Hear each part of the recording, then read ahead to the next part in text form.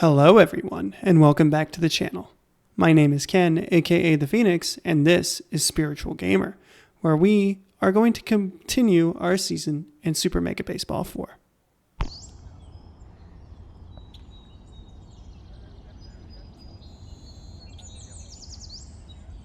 Last episode, we bested Nemesis after a tough fought first couple innings, and then we dominated them. So we are going to go ahead and simulate the PC games as we continue to do every episode.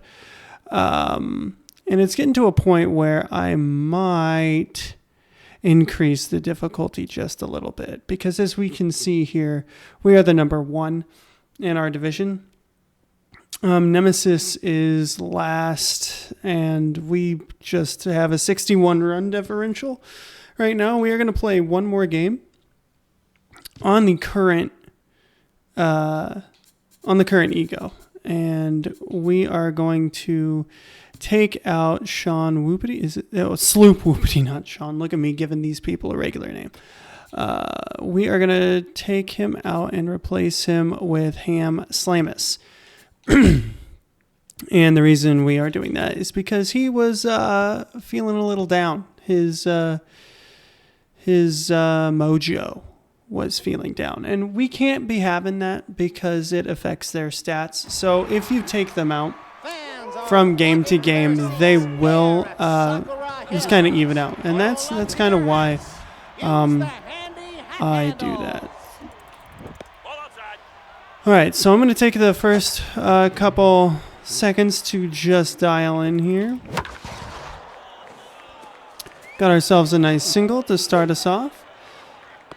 And we just came off of doing 1,000 lunges in our most previous video, which you can watch by clicking on the card right now. And that was, I say it's 1,000 lunges. It's actually 2,000 lunges because it's 1,000 lunges each leg. So if you're counting each leg, 1, 2, then that is, that's an out right there. But then that would be 2,000 lunges. But I did 1,000 each leg, and I did a live vlog of it. It's my first ever fitness vlog. That is a home run, a 2-run shot. I have myself here a toasted pumpkin cider. It is technically a weekend. It is currently, I film these in advance, so currently I'm off for New Year's Day. Having a sip of this toasted pumpkin. It's pretty delicious. And we will continue the inning. It's the start of my second week of content, and the first week I couldn't be happier about. It went as I expected it to go.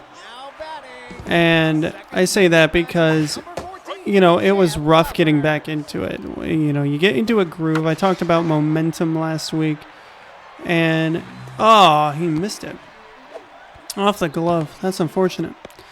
But, you talk about momentum. You talk about getting into a groove. And I absolutely had a groove going in the summer. And then I stopped for various reasons that I outlined over the last couple episodes. I would highly recommend you go back and watch them. But taking that and bringing it into the, dang, I thought I would pull that out. Taking that concept and bringing it into this, oh my God. Sorry, I'm getting a little frustrated right now. So, maybe this is the checking that I actually needed to know not to change my ego, and that no, you actually do. Yeah, that's right. Yeah, that's right. Yeah, that's right. I just said, yeah, that's right a bunch. So we're going to try to get out of this here. Who do we have? It's me on Bumpkin. So why is her mojo is tense right now. That's okay. So I just had to take a second to look at this here. All right. Sending it home. Okay. So we got the out there. Sometimes your mind just gets frazzled and you need to stop motor mouthing, and okay. That's it. That's out number 3. They scored 1 and we're out of the inning fairly well. So I'll go ahead and have myself a sip here to that. Now batting, right fielder, number 25. And I was talking about momentum. I was talking about stopping for various reasons. And you take that whole concept of momentum, and when you stop, you kind of, your skills for what you do is, it gets dull. They're not as sharp as they were. That's gone. That's a home run. That's a little sip. And so when I started back up, like I had been putting off doing a series. Oops, there we go again, doing that.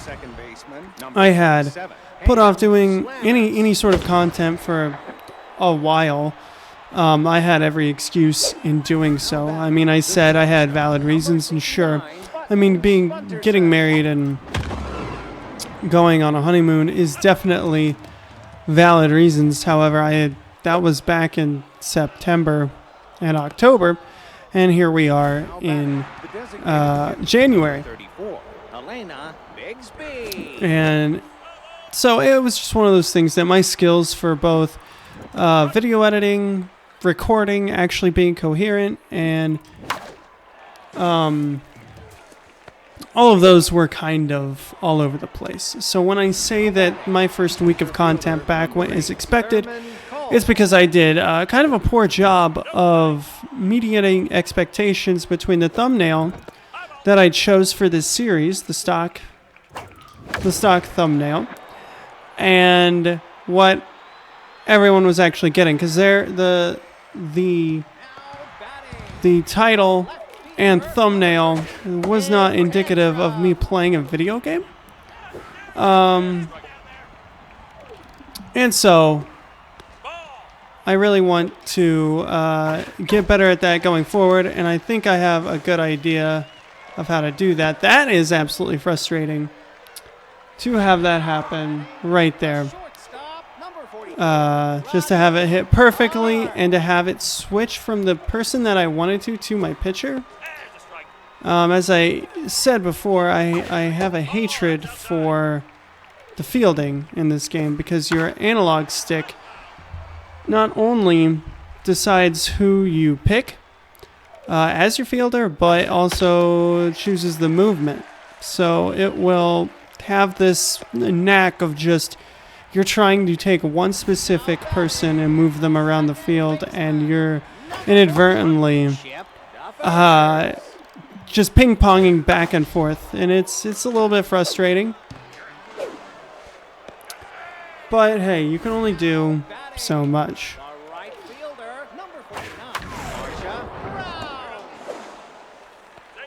So we talk about momentum, we talk about getting back to things, we talk about managing expectations.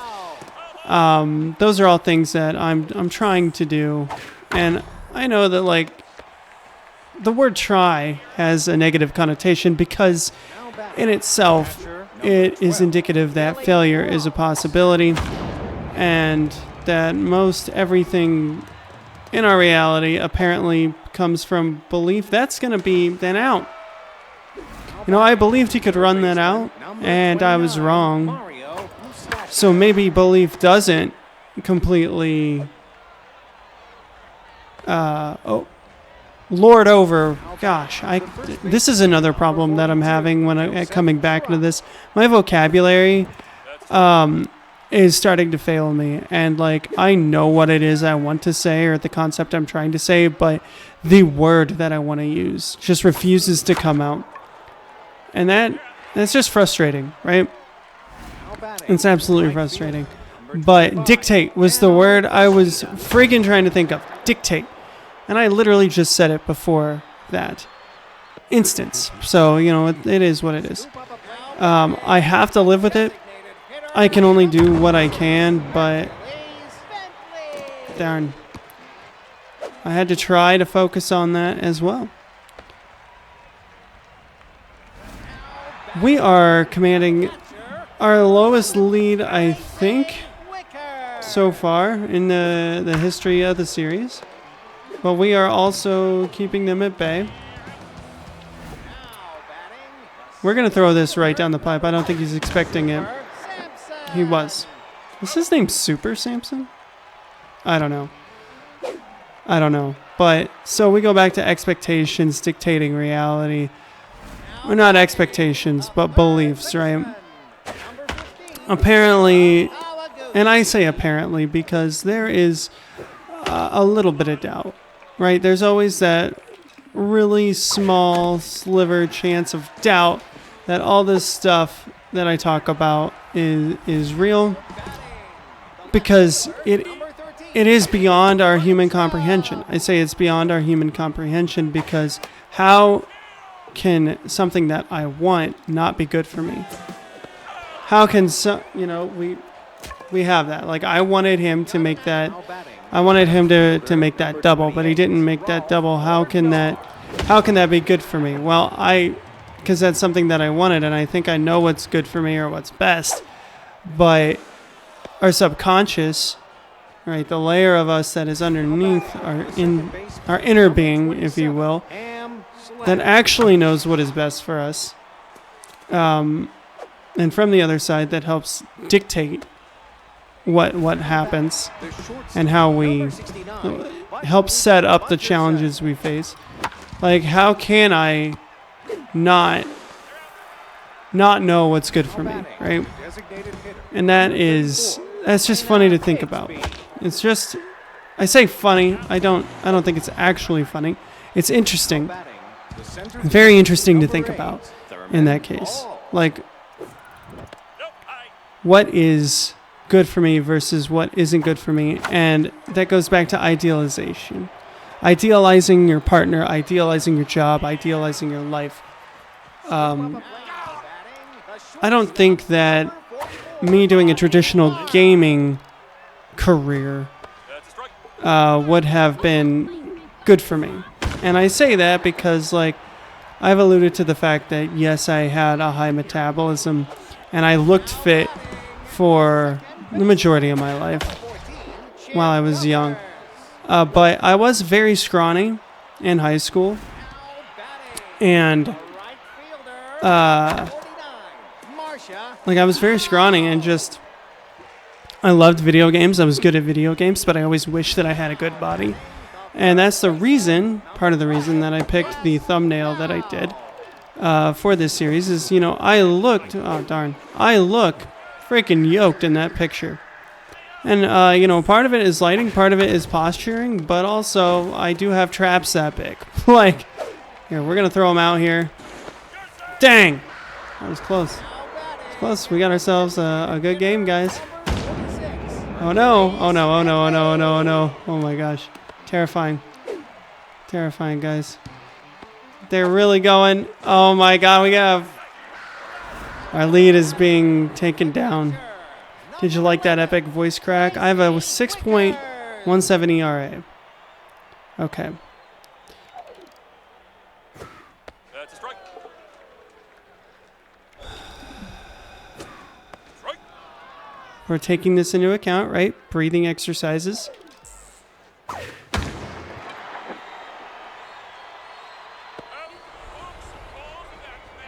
Good. Good. Number 12. So that is how you deal with a stressful situation. You just breathe. You maintain level-headedness. And then you just act and react as you can. We are maintaining the lead right now. And that, again, goes into the whole concept of the now being the only thing that matters. I've touched on that. Especially on the 1,000 Lunges episode. I call it an episode. It was just a video. There is no episodic thing there, but I touched upon it in that video where the now only is the only thing that matters. Not what happened before, not what happens in the future, because the now kind of dictates what happens in the future. Our actions, our thoughts, everything that goes into that dictates what happens in the future. So, with that being said, maintaining level-headedness, not being too angry about something that happened in the past, which it could even be a second ago, right? Really just being able to maintain that sort of calm nature can get you out of any situation. So we are winning with less hits than the Sandcats, which is always a net positive in my mind. Like that's something that would really frustrate me if I was a team that, we have more hits than the other team, but we couldn't cash in those runs. I think that's probably the worst feeling, one of the worst feelings. It's been a little bit since we've had a sip, so let's reset. Let's reset with a little sip, and we are going to try to hit a home run. Not even close. Not even close. We're at the top of the sixth, going into the bottom of the sixth. And we are going to substitute. His stamina is good, his stamina is low, his stamina is killing it, so we're going to go for him. Max Texas. Max Texas.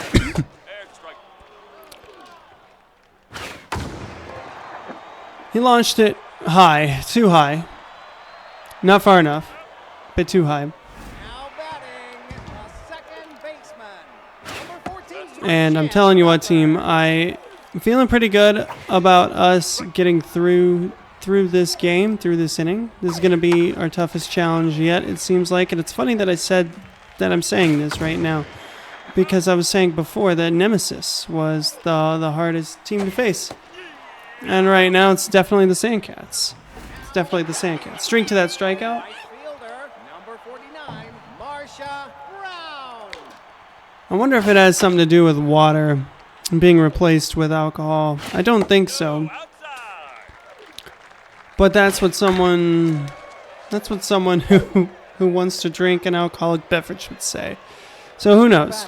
The shortstop, The last episode was about angel numbers and checking your bias. And I need to check my bias right now. So hey, it's always a possibility.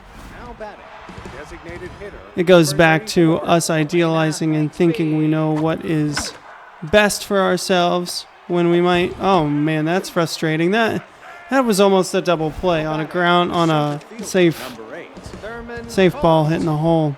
Safe ball? I don't even think that's a word. But that goes back to us not knowing what's best for us, our conscious selves. We idealize the perfect job, the perfect partner, and the perfect outcome. Now batting, first baseman, number 12. And you never know. Foul. You might make a gigantic mistake. I've done it before where, I've escaped the friend zone twice. And each time I have escaped the friend zone, it's been disastrous consequences. It always leads to someone getting hurt. Drink for the strikeout. Cheers. Number 11, Tracy. I'm in the Art of Transparency. In one of those cases, I was the heartbroken, and then in one of the other instances, I was the heartbreaker. Looking for a unique way to propose?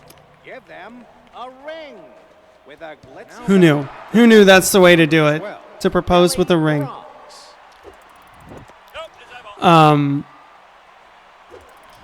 But in either case, being the heartbroken or the heartbreaker, Number 29. ultimately, I was idealizing the person. And in both instances, I lost really good friends. The first baseman. And now being Two, Joseph as old as I am now, I don't know if I'd use the term wise, but some people I know would refer to me that way. But in my current age and experience level, Now batting, I would say that Super Samson. I would say that it's not worth it. And I would also say that, it's a weird duality. And I paused there when I said I would say. There was that lengthy pause. The reason is because I'm trying to search for the words how I feel. And while part of me is like, don't do it, there's nothing good that can come of it, part of me is also like, seeing how my life has turned out where I'm at now, that it ultimately didn't matter. The reason that I say that it ultimately does not matter is because, like I've alluded to the fact that I just have this personality that people enjoy. Like no matter how boring I come across in this series or on camera to you all, just because of my editing style isn't super flashy or anything, but as boring as some people might say I come off here in this content, I have a personality that people like just genuinely like having around. And a lot of people, that's a drink for that strikeout. A lot of people can say that I'm awesome, but they have a difficult time explaining why I'm awesome. That's always been a thing that people have a problem doing. It's like they themselves don't necessarily know exactly why. Real quick shout to you all and to me. We have a 1-run lead going into the top of the ninth. This is officially the closest game we have ever had. I am hitting these balls on screws. It's just a pop-up. Now batting, It's very interesting. number 28, Rolf Borgnor. Very interesting, guys. I'm swinging first pitch because they're putting him in the zone. I'll hold off on this first pitch. That's down. I'll hold off on that pitch. Hold off on that. We're going to get to a good pitch to hit, and that might just give us some cushion. We have a 1-run cushion now. So it's amazing what happens when you hold off on the first pitch and wait for a good pitch to hit. Now batting, In the post-show interview, that guy will say, I was just looking for a pitch to hit. Because that's what they all say. That is legitimately what they all say. That is going to be caught because that was inside. That was not a strike. So we can visually see where I've been telling you is accurate. number 14, Right? Chip Buffer. That at this level, you have to make sure that the pitches you see are strikes. Pitches that you swing at and make contact with are strikes. Fielder, number 49, Marcia. This series is going to be hard to market because, like, I weave back and forth between commenting on the game and speaking about the concept so much. Darn. So he's crossed up. Do not tie the game. All right, what do we got? We got 2 strikes. Try to get him here. Got him. Okay. Now batting, the first baseman, number 12, Jess Fowl. Okay. Now the runner in scoring position. And they're probably going to send him home because they are very fast. They are not sending him home. Okay. Now batting, That's time. I hate to do this to my closer because I do not use him very much. It's a her. That's how little I use them. now pitching, Layla Buckberger. Layla Buckberger. We have a 4-seam fastball and a curveball. Classic for a closer. That's a strike. Darn. Darn. Okay. Ball is inside. Strike. Got him to swing there. I'm just hearing the fan lose his mind, and it was making me laugh. This is wild, and he barely caught a piece of it. Drop this right out here, see if he swings. He does not. We'll drop this right here, see if he swings at it. Got him. Okay, okay. So we have 2 runners in scoring position. The winning runner at the plate. Number 11, Stracy Wicker. Pressure is at an all-time high. We're going to throw this right here. Strike. Throw this right here. Another strike. And we're going to throw it right here. Throw it right by. We're going to just bring it a little bit closer to the zone. And that is how you finish off a game. Oh, I just unlocked an achievement called Touch Grass, where you win a game in every stadium. So that's how much I've played this game before I even started the series. What a game. That was very intense. This was more gamer, less spiritual. The win still goes to my closer, M. Bubkins, even though she has a 5.54 ERA. Oh, man, that was a tough one. Rolf Borgnor, Billy Bronx, and Buttons Bunterson are our top 3 players of the game. And with that, everyone, that is going to bring this episode to a close. So, again, it is worth doing whatever you want to do in escaping the friend zone. Just know beforehand what the pros and cons could be. Try not to idealize the person, which is very hard because humans are going to human, as I always say. But we just fought off the toughest team that we faced thus far. We just won the toughest game so far this season. And we go up to 6-0. So there was some spiritual, more gaming than spiritual. But hey, again, one thing I want to touch on and repeat, because I haven't seen this come through yet, but if I touch on something that you would like to hear more about, please let me know in the comments. I will make a video specific to that and just kind of detail that for you. So without any further ado, I don't have much left here this episode, so thank you so much for watching. My name is Ken, aka The Phoenix, and we will see you next time.